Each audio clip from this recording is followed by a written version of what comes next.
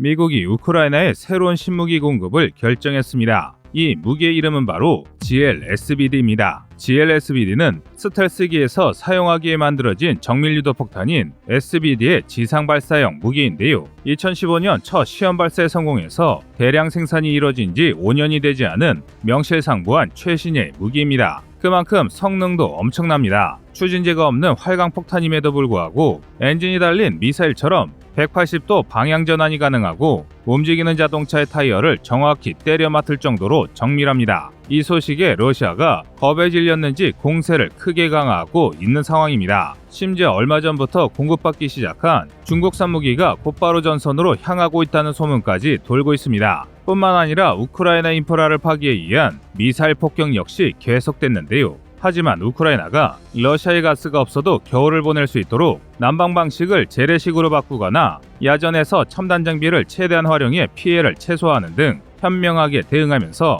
러시아의 노력은 대부분 실패했습니다. 오히려 무리한 공세를 하다가 손실이 기하급수적으로 커지고 있는데요. 그런데 이런 상황에도 불구하고 일각에서는 이 모든 게 러시아의 계획이라는 황당한 주장이 등장했습니다. 러시아군이 구식 T-62 전차를 무인화해 우크라이나군의 대전차 화기를 낭비시킨 뒤 지금까지 몰래 준비한 수백 대의 T-90M 전차를 동원해 단숨에 우크라이나군을 격파한다는 겁니다. 정말 기가 안 차는데요. 하지만 우크라이나 전쟁의 현황이나 러시아군의 실체에 대해 제대로 알지 못하는 우리 국민들이 러시아의 그럴싸한 거짓과 진실을 구분하기는 쉽지 않습니다. 그래서 준비했습니다. 오늘은 미국이 우크라이나 제공하는 신무기에 가공할 위력과 일본을 지각한 이들이 주장하는 러시아 역전승이 얼마나 말도 안 되는 이야기인지에 대해 알려드리겠습니다.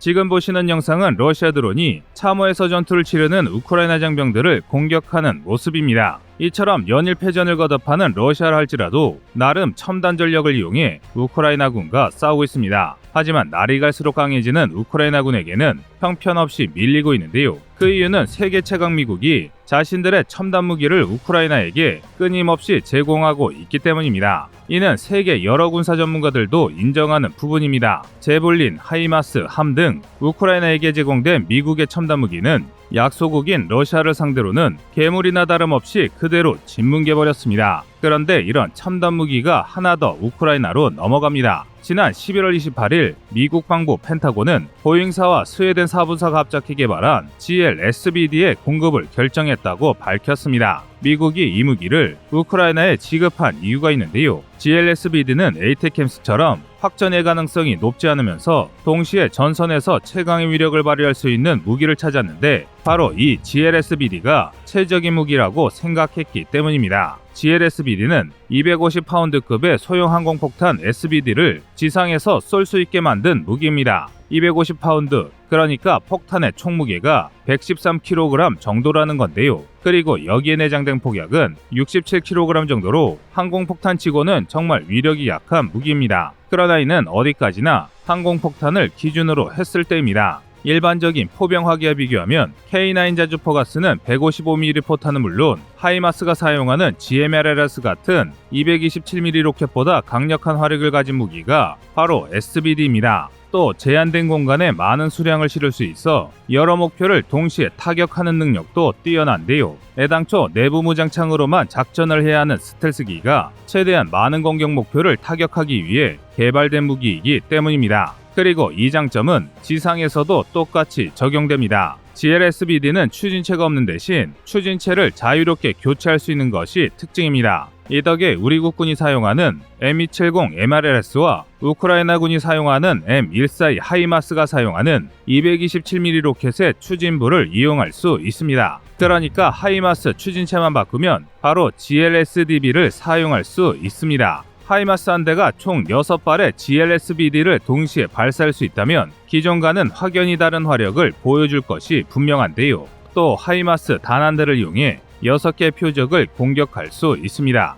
여기에 지난 7월 16일부터 수개월 동안 동시에 12발의 로켓을 발사할 수 있는 M270을 영국 등 유럽 각국이 지원했다는 사실까지 고려하면 GLSBD를 수령한 뒤 우크라이나군의 전력이 수직 상승하리라는 걸 쉽게 예측할 수 있습니다. 그런데 GLSBD의 위력은 이게 끝이 아닙니다. 일례로 GLSBD는 발사한 뒤 활강 유도를 시행해 발사 지점 뒤편의 적도 타격할 수 있고 공산 오차가 1m에 불과해 거의 모든 군사 목표를 정확하게 파괴할 수 있습니다. 게다가 지상 발사형이기 때문에 날씨와 관계없이 365일 언제든 사용할 수 있으며 지연 충격 신간을 이용한 관통탄두로 벙커까지 파괴할 수 있습니다. 심지어 이에 더해 레이저 유도를 통해 고속으로 이동 중인 목표도 때릴 수 있습니다. 또 마지막으로 저이력 탄두인 치명성 집중 탄약인 FML로 부수적 피해를 최소화한 공격을 가할 수 있습니다. 그래서 이 때문에 러시아군이 발칵 뒤집혔습니다. 자신들이 기껏 만들고 있던 방어선이 무용지물이 될 처지에 놓였기 때문입니다. 최근 러시아는 전선 곳곳에 참호를 파고 있습니다. 도시와 도시 사이의 구름과 평야마다 우크라이나 기갑 부대의 기갑 돌파를 저지하기 위한 참호를 건설해 전선을 고착하려는 겁니다. 그런데 이런 행동은 겨울 대반격을 시작했다는 러시아의 선전과는 정확히 반대되는 일입니다. 사실 러시아 수뇌부가 겨울 대반격으로 우크라이나 영토를 탈환할 생각이라면 텅 빈 구름에 참호를 파라고 지시하며 병력을 얇고 길게 흐트릴 게 아니라 대규모 반격 작전을 위해 병력을 집중하는 것이 맞습니다.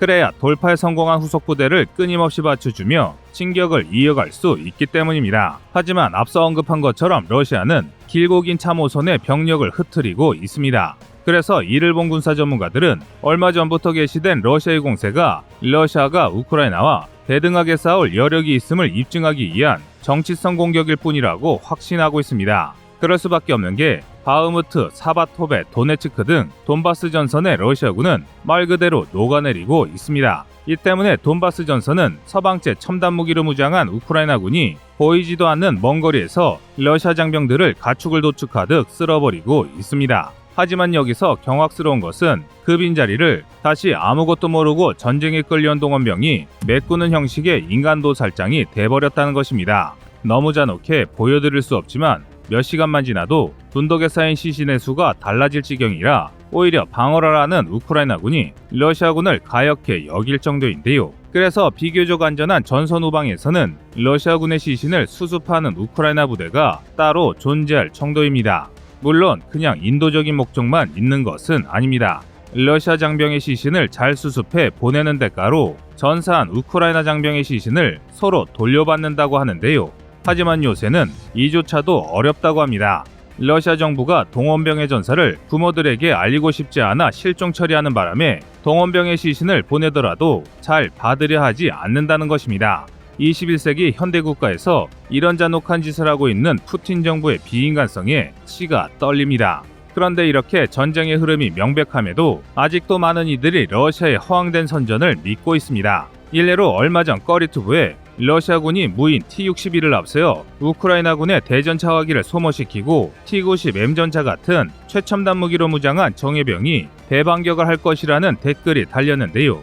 그런데 절대 그럴 일은 없습니다. 저 전차 같은 중장비를 무인하는 건 그리 간단한 일이 아닙니다. 조종만 하면 되는 게 아니라 조종, 사격, 기동을 모두 원격으로 조정해야 하기 때문에 사람의 눈을 대신할 센서와 실시간 연락을 위한 통신기가 필요한데요. 그러나 러시아에서는 반도체 칩이 모자라 우크라이나에서 세탁기를 도적질하는 러시아가 이런 물자를 충분히 보유할 수 있을 리가 없습니다. 그리고 결정적으로 러시아군이 자랑하는 T-90M은 그리 대단한 무기가 아닙니다. 그 증거로 지금 보시는 사진은 우크라이나가 노획한 T-90M의 사진입니다. 보시다시피 나름 현대화가 이뤄지긴 했으나 RWS를 제외하면 우리 군의 K2 전차에 비해 나은 점을 찾기가 어렵습니다. 또 실제로도 그렇습니다. 장갑, 화력, 엔진 출력, 센서의 수준 그 무엇을 놓고 봐도 K2 전차보다 딸리는 전차가 바로 T-90M입니다. 따라서 T-90M 수백 대로 반격을 펼쳐봤자 전쟁의 상황을 바꿀 수는 없습니다.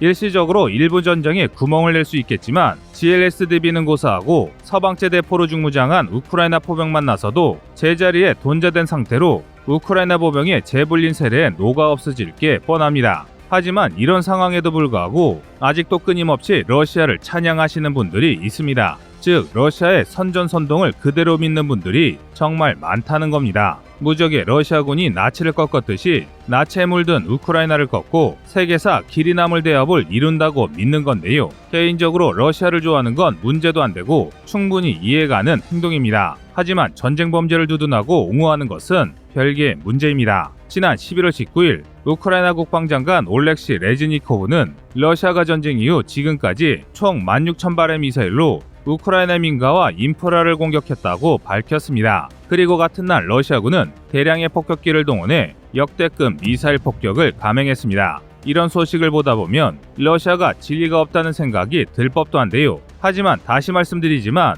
그럴 일은 절대 없습니다. 2022년 12월 현재 러시아 최강을 자랑하는 바그너 그룹의 실상만 봐도 알 수 있는데요. 지금 보시는 영상은 바그너 그룹이 공식 텔레그램에 올린 선전 영상입니다. 뭔가 있어 보이게 찍으려고 노력은 했지만 견인포를 다뤄본 전역자라면 바그너 그룹의 수준이 그다지 높지 않다는 사실을 쉽게 알 수 있습니다. 사실 바그너 그룹에서 싸움 좀 한다는 정예병들은 이미 한참 전에 삼도천을 건너 저승으로 갔습니다. 지금 남아있는 이들은 정예병 흉내를 내는 잡병에 불과합니다. 그리고 이 한심한 부대가 노리는 것은 승리가 아닙니다. 선전 영상을 통해 바그너 마크가 새겨진 티셔츠를 어떻게 더 잘 팔지가 러시아 최강 부대라는 바그너 그룹의 실상입니다. 이에 대해서는 전문가들도 동의하는데요. 최근 영국 국방부는 러시아가 대대전투단을 포기했다는 분석을 내놨습니다. 심각한 손실로 체계를 유지할 수 없을 정도로 군대가 무너졌기 때문이라고 하는데요. 이처럼 러시아는 돈바스 전 지역에 포탄비를 날려대며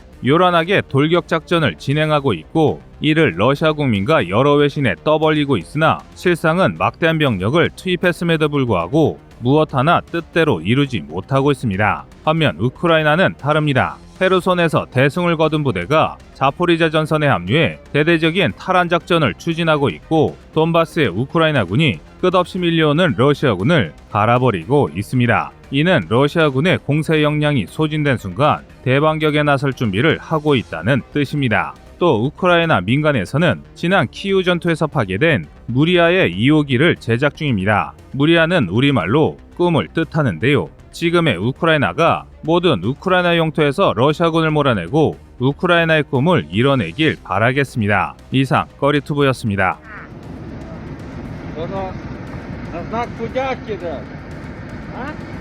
Бухгалтер, покажи.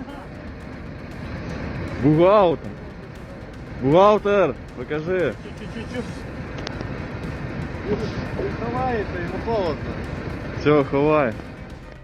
안녕하세요. 꺼리투브입니다. 여러분의 가부나 성원에 힘입어 군사무기에 관심 없는 분들도 쉽게 이해하실 수 있는 대한민국의 육해공 군사무기의 숨은 비하 이야기를 책으로 엮었습니다. 하루 종일 검색해도 절대 찾을 수 없었던 비밀스러운 내용을 이제 책으로 만나보세요.